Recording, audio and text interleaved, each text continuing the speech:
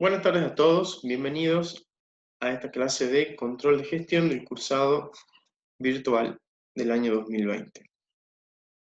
Hoy vamos a hablar de los controles para estrategias diferenciadas.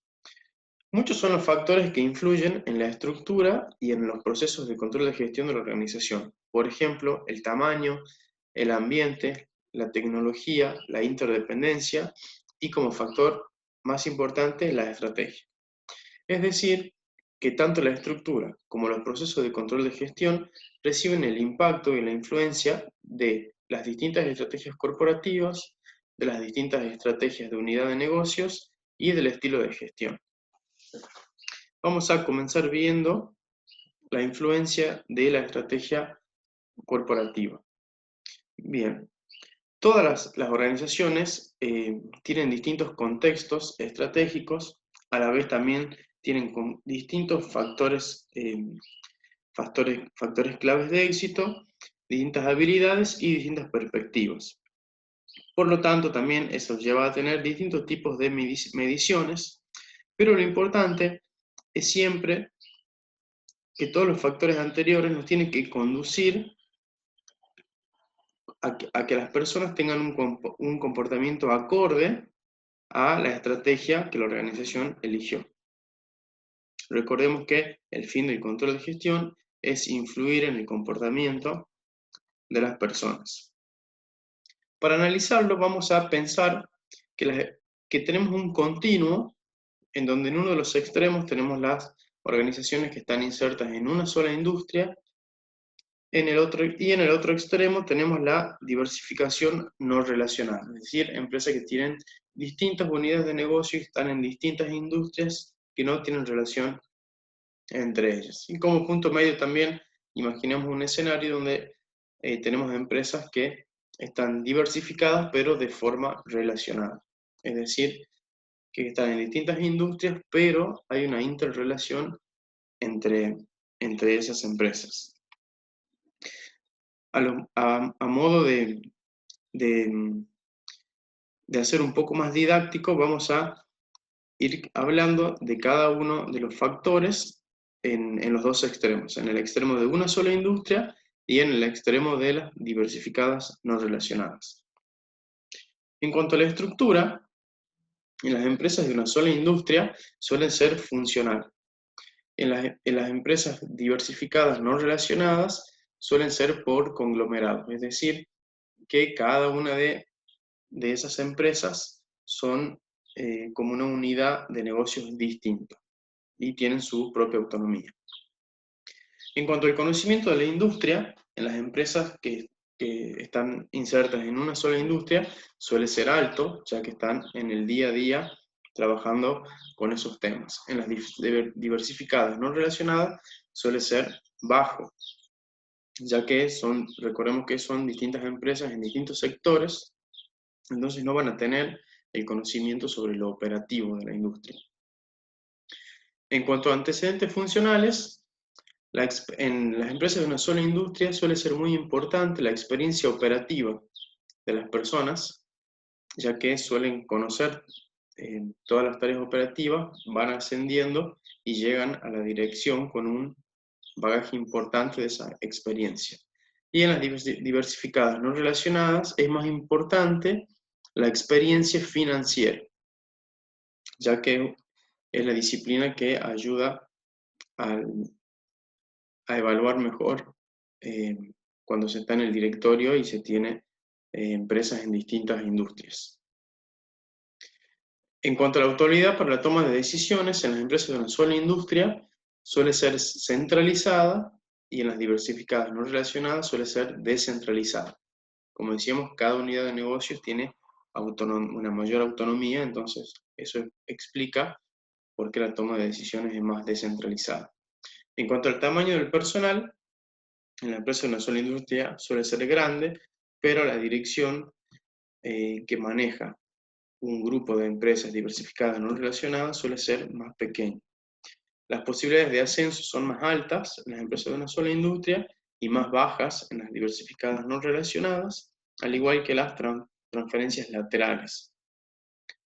Y en cuanto a cultura corporativa, en las empresas de una sola industria suelen ser más fuertes y en las diversificadas no relacionadas suelen ser más débiles. Ahora vamos a ver el impacto de la estrategia corporativa en lo que es el control de gestión. En cuanto a la planeación estratégica, en las empresas de una sola industria, la planeación se da de forma vertical y horizontal, ya que todos los niveles de la organización participan y van modificando a través de su experiencia la estrategia y pueden realizar aportes. En las diversificadas no relacionadas suele ser únicamente vertical, ya que cada unidad de negocios presenta su estrategia al directorio y el directorio aprueba o no. En cuanto al uso de presupuestos, en las empresas de una sola industria suele ser más bajo y en las empresas diversificadas no relacionadas suele ser mucho más alto, ya que al no estar en el día a día y conocer los niveles operativos de la empresa, toda la evaluación se hace de forma cuantitativa a través de los números y los presupuestos son la herramienta que más ayuda a poder lograr ese objetivo. En cuanto a la importancia del presupuesto, también se repite un poco lo anterior, suele ser más baja en las empresas de una sola industria y más alta en las empresas diversificadas no relacionadas. En cuanto a los precios de transferencia, se usan mucho en las empresas de una sola industria, ya que los centros de responsabilidad, las unidades funcionales, prestan muchos productos y servicios entre ellos, y más baja en las diversificadas no relacionadas, casualmente porque no tienen relación entre ellas. La flexibilidad de proveeduría suele ser más limitada en las empresas de una sola industria, y en las diversificadas no relacionadas se hace a través de fijación de precios en mercados distantes. La compensación por incentivos, cuando es de una sola industria, suele ser por factores financieros y no financieros, y en las diversificadas no relacionadas suelen basarse y darle más peso a los factores financieros. El enfoque de la determinación de los bonos o de los premios en las de una sola industria puede tener un componente subjetivo, no así en las diversificadas no relacionadas, donde generalmente se determinan con fórmulas, ya que tienen un fuerte sesgo financiero.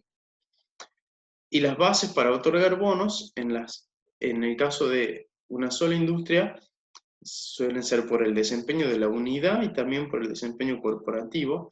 En cambio, en las diversificadas no relacionadas, se basan únicamente en el desempeño de la unidad. Bien, ahora vamos a ver el impacto que tiene la estrategia de unidad de negocio. La estrategia de unidad de negocio va a depender de dos cosas. Primero, de la misión. Las empresas pueden estar en una etapa de que tengan una misión de construir, de conservar y de cosechar. Y también de su ventaja competitiva. Recuerden, ya lo vimos anteriormente, donde tenemos en los dos extremos diferenciación y liderazgo en costos. Bien.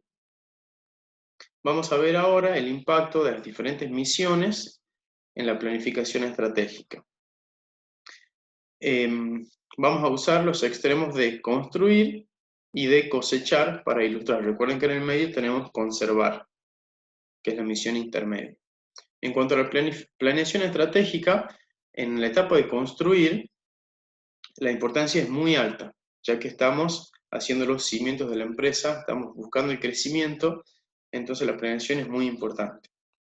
Y en cosechar, en la etapa de cosechar, disminuye un poco la importancia porque ya está todo un poco más formalizado, ya está aprobada la estrategia de la organización, ya estamos hablando de una estrategia que debería tener éxito, entonces baja un poco la importancia de esa planeación.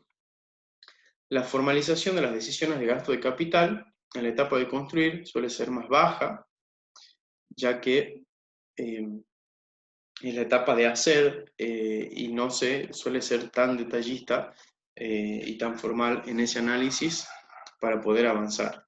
En cambio, en la etapa de cosechar, la formalización de las decisiones de gasto de capital suele ser más alta, porque ya la empresa al estar en una etapa madura, cada paso que da tiene que ser bien analizado para aprovechar al máximo el rendimiento. El criterio de evaluación de los gastos de capital en la etapa de construir va a hacer hincapié en datos no financieros, y en la etapa de cosechar va a hacer hincapié en los datos financieros. ¿Por qué? Porque en ese momento de cosechar, como ya estamos en una etapa madura, tenemos los datos y nos podemos apoyar en esos datos financieros. En la etapa de construir quizás no los tenemos, o no tenemos tantos datos, y tienen más peso otros factores como las proyecciones y las perspectivas que tiene la empresa a futuro. En cuanto a las tasas de descuento, en la etapa de construir van a ser bajas y en la de cosechar van a ser más altas. En cuanto al análisis de inversión de capital, en la etapa de construir va a tener un peso más subjetivo y cualitativo, y en la etapa de cosechar más objetivo y cuantitativo. O sea, nos vamos a apoyar nuevamente en los números. Y en cuanto a los límites a la aprobación de proyectos en la unidad de negocio, los límites van a ser relativamente altos en la etapa de construir, y en la etapa de cosechar relativamente bajo, porque vamos a tener márgenes de maniobra menores. Bien, ahora vamos a ver las implicancias en el presupuesto. La función del presupuesto en la etapa de construir es una herramienta de planeación de corto plazo. En cambio, en la etapa de cosechar es una herramienta de control. La influencia diferente en la etapa de construir va a ser muy alta, ya que, bueno, ya la misma palabra nos dice, estamos en la etapa de construir, se tienen que hacer los cimientos de la organización, todos los procesos, organizar el conocimiento y potenciarlo al máximo. Entonces, la influencia del gerente es muy alta. Y en la etapa de cosechar, esa influencia baja, ya está todo más formalizado. Las revisiones de presupuesto van a ser sencillas en la etapa de construir, no se va a detener mucho en eso, y en la etapa de cosechar sí van a ser mucho más complejas. La frecuencia de los reportes y los contactos informales con la directiva van a ser frecuentes en la etapa de construir, más por cuestiones de políticas, porque así lo definan la empresa, y van a ser más frecuentes en la etapa de cosechar, pero por aspectos operativos. La frecuencia de la información a la directiva sobre el presupuesto versus desempeño va a ser menos frecuente en la etapa de construir, más frecuente en la etapa de cosechar, debido al peso que tiene el presupuesto en las distintas etapas. En cuanto a los límites de control, van a ser relativamente altos en la etapa de construir, ya que, bueno, necesitamos cierta flexibilidad para poder ir creciendo, y esa etapa y esos controles van a ser, los límites a esos controles van a ser relativamente bajos en la etapa de cosechar, porque la empresa ya va a estar mucho más formalizada y no va a tener tanta flexibilidad y margen para desviarse de los procesos ya pautados.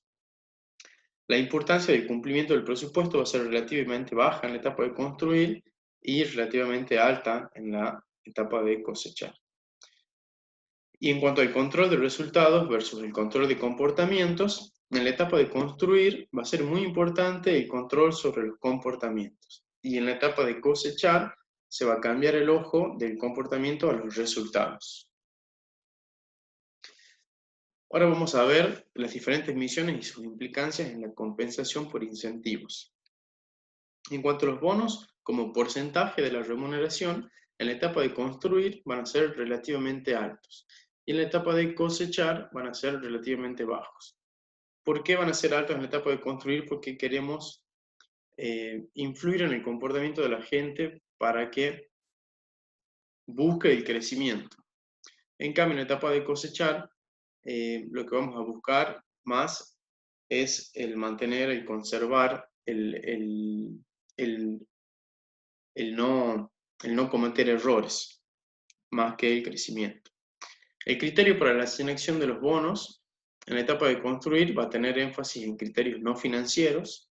En la etapa de cosechar va a tener un fuerte sesgo en los criterios financieros. En cuanto al enfoque para la asignación del bono,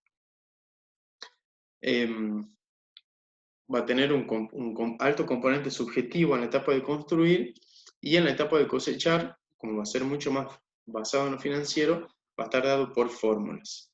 Y en la frecuencia del pago de los bonos, en la etapa de construir va a ser menos frecuente, y en la etapa de cosechar va a ser más frecuente.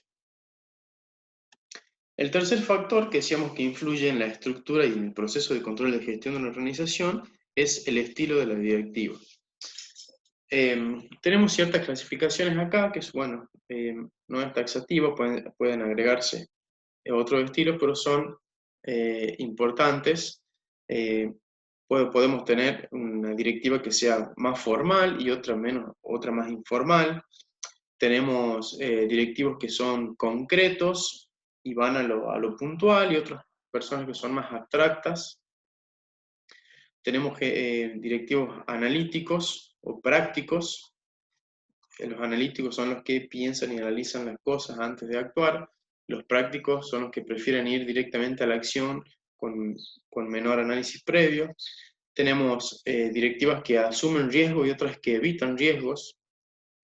Tenemos algunas que son orientadas a los procesos y otras más orientadas a los resultados. Tenemos otras que son enfocadas en las personas y otros más enfocados en las actividades. Tenemos directivos que son más amigables o son más distantes con la gente. No es que acá, les recuerdo, no es que uno sea mejor que otro, pero son los distintos tipos de directivos con los que nos vamos a encontrar el día de mañana cuando estén trabajando en las organizaciones. Tenemos directivas que tienen el ojo puesto en el largo plazo, otras en el corto plazo.